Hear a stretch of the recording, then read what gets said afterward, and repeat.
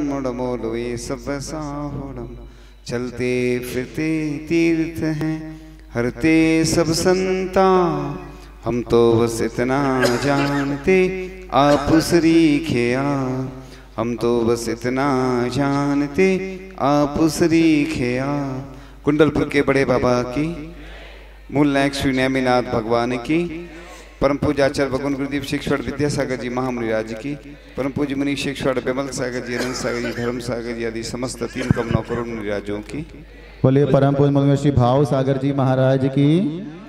आज का यह पावन प्रसंग, यहाँ के भगवान के प्रथम बार दर्शन किए तो ऐसे लगा जैसे मानो स्वर्ग में जैसे प्रतिमाओं के दर्शन होते हैं, नंदीश्वर दीप की वंदना होती है और इतनी प्राचीन प्रतिमाएं, ये तो अतिशय क्षेत्र है।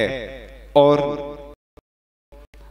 लेकिन जब वहां से श्री जी की शोभा यात्रा निकली तो देखा संख्या कम थी, अल्पसंख्यक थे। इतना बड़ा भोपाल और भगवान के साथ चलने वाले गिनती के लोग, ये हमारा समझ लेना दुर्भाग्य है कि हम बारात में जाने में कितने सारे लोग रहते हैं। जो व्यक्ति अगर भगवान की यात्रा में शामिल नहीं होगा, उसकी जीवन की अंतिम यात्रा में कोई शामिल नहीं होगा। ऐसे दिन व्यक्ति के आ जाते हैं। इसलिए अपना दुर्भाग्य मानना कि मैंने भगवान के यात्रा में मैं शामिल नहीं हो पाया, अपने आप को सौभाग्यशाली समझना चाहिए। इसलिए तो प्रत्येक काम होता है बड़ी प्रभावना, लोग देखते हैं कि देखो कितने बस 10, 15, 20 लोग चल रहे हैं भगवान के साथ, महाराज चल रहे हैं। अब आगे से ऐसी कभी गलती नहीं करना, नहीं तो समझ लेना कि आपके जीवन में अमंगल ही अमंगल होने वाला है। क्योंकि मांगलिक क्रियाओं में तो हमेशा बढ़ चढ़ कर हिस्सा लेना चाहिए। लोग कहते हैं कि वो सीधे पहुंच जाते हैं, तो आप सीधे पहुंच जाएंगे। आपको बहुत सारी ऐसी विघ्न बाधाएं आएंगी, क्योंकि 3 लोग के नाथ का रथ देखो कितना अच्छा रथ है, कहीं भी नहीं होगा ऐसा रथ। जब उसकी रथ यात्रा निकलती है तो बड़े, पहले की स्थिति अलग थी कि 5-10 लोग, सोशल डिस्टेंस, कुछ नियम थे। अब तो सोशल डिस्टेंस भी नहीं है, तो भी लोग अपने घरों में बैठते हैं, सीधे आ जाते हैं।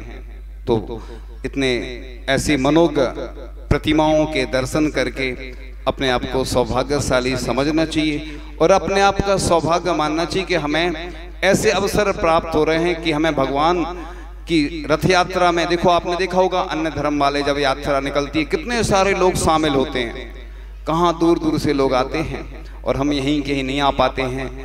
और भगवान आज क्षमावाणी पर्व प्रातःकाल की वेला में भी मनाया गया था, लेकिन लोग नहीं थे।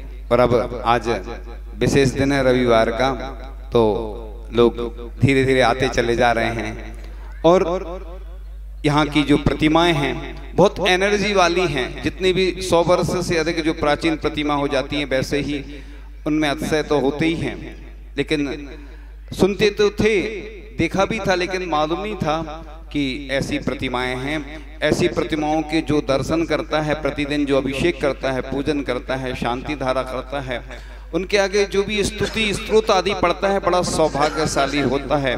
क्योंकि दुनिया में लोग कहीं भी चले जाएं, सबसे ज्यादा पावरफुल स्रोत होते हैं, शांति धारा होती है और जाप होती है। आपने देखा होगा जब भी प्रतिमाओं की प्रतिष्ठा होती है, जब सूर्य मंत्र दिया जाता है तो उससे भगवान बन जाते हैं। जब मंत्रों के द्वारा भगवान बन सकते हैं, तो क्या हम जो जाप आदि करते हैं, स्तुति पढ़ते हैं, उन मंत्रों के द्वारा क्या हमारा जो भी हम सोचते हैं वह कार्य सिद्ध नहीं होगा? अवश्य होगा। और आगामी दिनों में सबको मालूम है, ज्ञात है, लेकिन कुछ लोगों को शायद नहीं मालूम होगा कि सिद्ध चक्र विधान की आराधना करने का एक अपूर्व, अभूतपूर्व, अनोखा, अद्वितीय अवसर, अनूठा अवसर प्राप्त होने वाला है। क्योंकि पुण्यशाली लोगों को ही ऐसे अवसर प्राप्त हो पाते हैं। आप देखना कि पुण्यशाली लोग ही ऐसे अवसर का लाभ ले पाते हैं। बाकी कई लोगों के यहाँ बहुत सारी ऐसी विघ्न बाधाएं आ जाती हैं कि वह उस अवसर का लाभ नहीं ले पाएंगे। तो इसलिए ऐसे क्षण हम सबको प्राप्त हो रहे हैं, तो उन अवसर का लाभ लेना जरूर, क्योंकि जो चूक जाते हैं वह पछताते हैं। हमने देखा है बहुत सारे ऐसे लोग आते हैं जो रोते हैं, उनको अवसर प्राप्त नहीं हो पाते हैं। चाहे आप आंखों में आंसू आए, चाहे कोई समस्या आए तो उन सब का हल भगवान के पास ही है। भगवान की भक्ति करने के अपूर्व अवसर ऐसे विरले जीवों को ही प्राप्त हो पाते हैं।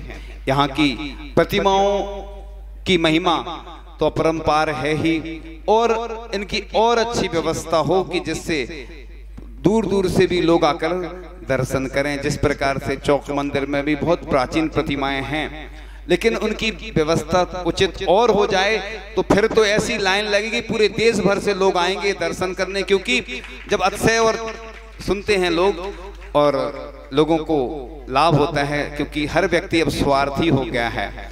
जहां लाभ मिलता है तो वहां पर भीड़ लगने लग जाती है, और जहां पर व्यक्ति का स्वार्थ सिद्ध नहीं होता है तो कोई जाता ही नहीं है। तो एनर्जी तो भगवान में हमेशा रहती है, लेकिन उस एनर्जी को महसूस करने की आवश्यकता होती है और बताने की आवश्यकता होती है।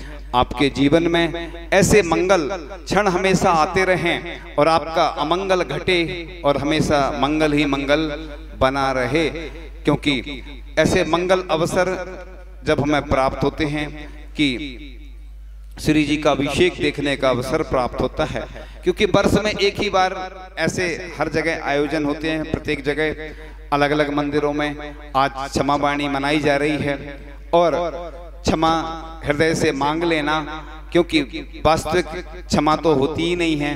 क्योंकि लोग औपचारिकता करते, फॉर्मेलिटी चलती है, लेकिन फॉर्मेलिटी नहीं करके वास्तविक जिससे अपना अच्छा संबंध नहीं है या जिससे हमारी अनबन हो गई थी, खटक पटक हो गई थी, उन सब से, चाहे परिवार के हों, चाहे समाज के हों, चाहे कोई रिश्तेदार हो, मित्र हो, जो भी हों, वर्ष में एक बार इसलिए तो क्षमा वाणी रखी जाती है। वैसे तो उत्तम क्षमा धर्म के दिन से ही पर्युषण पर्व, दशलक्षण पर्व प्रारंभ होते हैं, लेकिन चूंकि कई वर्षों से ये परंपरा चली आ रही है और यह अच्छी परंपरा है, इस परंपरा को बनाए रखना हमारा कर्तव्य है। तो इस प्रकार से ऐसे प्रतिमाओं के दर्शन हम सबको होते रहें, और ऐसी प्रतिमाओं के दर्शन करने से विशेष पुण्य का अर्जन भी होता है। उसके साथ साथ हमारे कर्म भी ढीले पड़ते हैं, क्योंकि भगवान की भक्ति ही एक ऐसा माध्यम है जिसके माध्यम से कर्मों की निर्जरा होती है।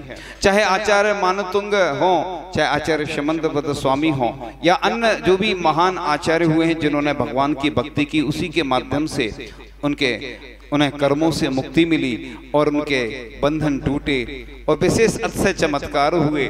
लोग कहते हैं कि अतिशय चमत्कार होते हैं, तो अतिशय तो हमारी भक्ति के द्वारा ही होते हैं। ऐसे यहाँ पर भी आपकी भक्ति बराबर निरंतर बनी रहे, जिससे कि अतिशय और चमत्कार हो। आपके जीवन में भी अतिशय चमत्कार हो, जिससे आपका जीवन अच्छा बने और सभी जीव स्वस्थ रहें और सबके कष्ट दूर हों।